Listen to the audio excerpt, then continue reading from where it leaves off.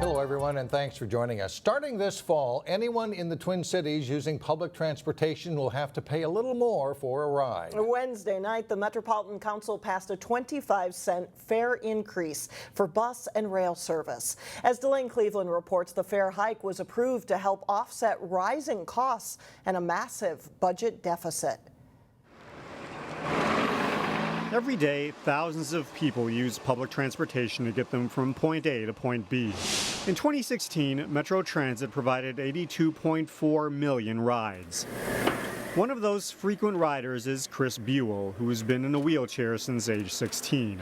At least 3 times a week, this Brooklyn Park resident rolls out of his apartment and heads down to the first floor, where Metro Mobility picks him up at the front door. I use Metro Mobility a lot to get around town, to get to appointments, to get to activities.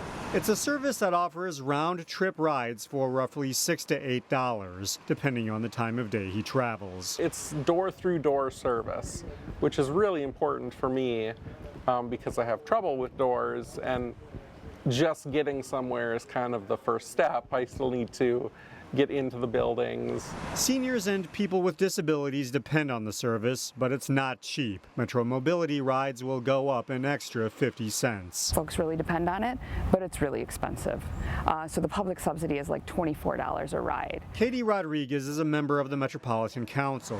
She says the growing need of Metro Mobility, combined with the fact that there hasn't been a fare increase in 9 years, has contributed to a budget deficit. We pretty much go off the fiscal cliff in 2 years, and the deficit will be $110 million projected.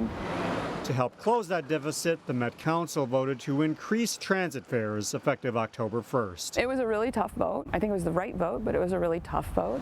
Tough because it means that riders will have to pay more out of pocket. I'm interested to see if there's any change. Buhl is fine with the fare increase, Yep. but he hopes the increased fees will help improve Metro Mobility. A little more punctual pickups, that sort of thing, shorter rides. That's a promise the Met Council can't make, but at least for now, they can say that Buhl's services won't face any cuts.